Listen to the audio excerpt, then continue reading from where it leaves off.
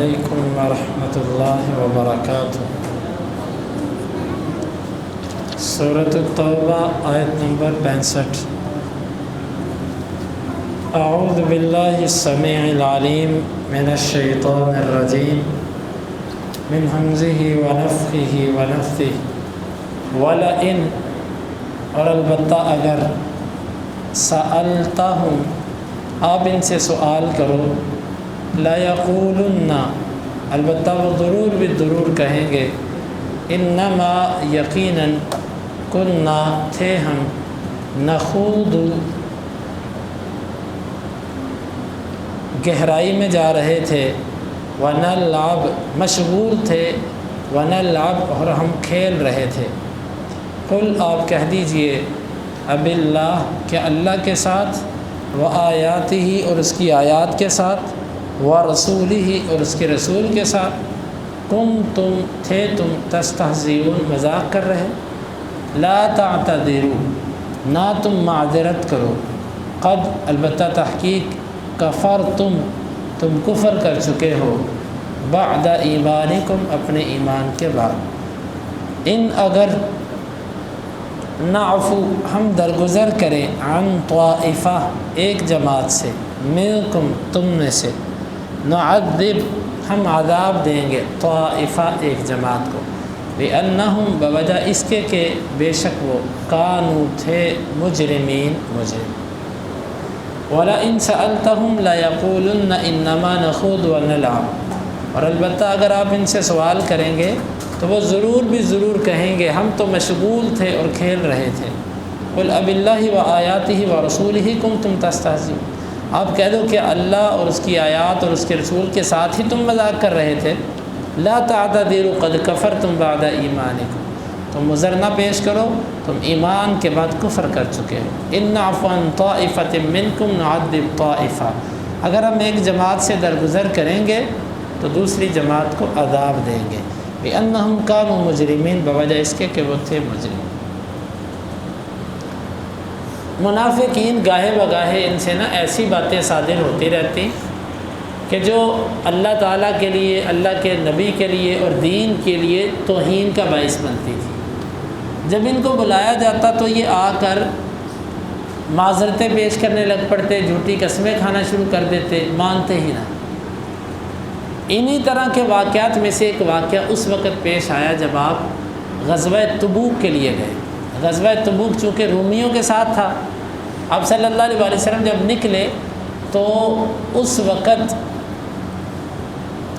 کچھ منافقین جو ساتھ گئے، انہوں نے یہ کہنا شروع کر دیا کہ آج اس دفعہ مقابلہ رومیوں سے ہے، کوئی عربوں سے نہیں ہے۔ عربوں کو تو انہوں نے شکست دے دی اور بڑے خوش ہیں نا، کیونکہ غزوہ تبوک جو تھا وہ فتح مکہ کے بعد ہوا، تو پہلے تو انہوں نے عربوں کو شکست دے دی ہے نا، اب پتہ چلے گا رومیوں کے ساتھ ان کا مقابلہ۔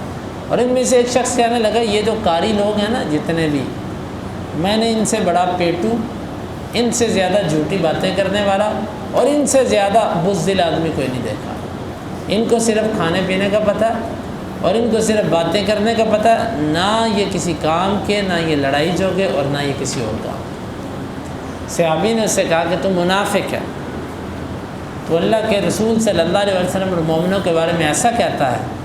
اس صحابی نے آ کر اللہ کے رسول صلی اللہ علیہ وسلم کو بتا دیا، تو وہ اللہ کے رسول سے معذرتیں کرنے لگ پڑا آ کے، اللہ کے رسول نہیں، ہم تو سفر کاٹنے کے لیے ایک دوسرے سے شغل میلہ جس کو کہتے ہیں، مذاق کر رہے تھے کہ چلو سفر کٹ جائے، ہمارا تو کوئی دل میں ایسا مقصد نہیں تھا۔ آپ صلی اللہ علیہ وسلم پر یہ آیت اتری، آپ مسلسل اس کو جواب میں یہ کہے جا رہے تھے، قل اب اللہ وآیاتہ ورسولہ کنتم تستہزئون، کیا تمہیں مذاق کرنے کے لیے اللہ، اس کا رسول اور اس کی آیتیں ہی ملی؟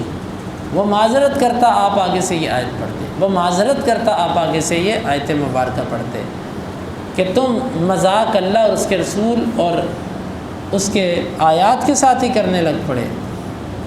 لا تعتذروا، تم عذر نہ پیش کرو، تم ایمان کے بعد کفر کر چکے۔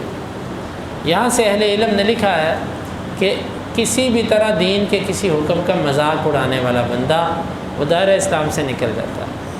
اکثر لوگوں کو عادت ہوتی ہے وہ ایسے لطیفے، ایسی کہاوتیں اور ایسے جملے جو زبان پر عام ہوتے ہیں وہ کہتے ہیں، جس میں اللہ اور اس کے رسول اور صحابہ کرام کے بارے میں ایسا توہین آمیز رویہ ہوتا ہے، تو اللہ اور اس کے رسول اور اس کی آیتوں کی توہین کرنے والا بندہ دائرہ اسلام سے نکل جاتا ہے، وہ کافر ہو جاتا ہے، اگرچہ وہ لاکھ دفعہ کہے میرے دل میں یہ نہیں تھا۔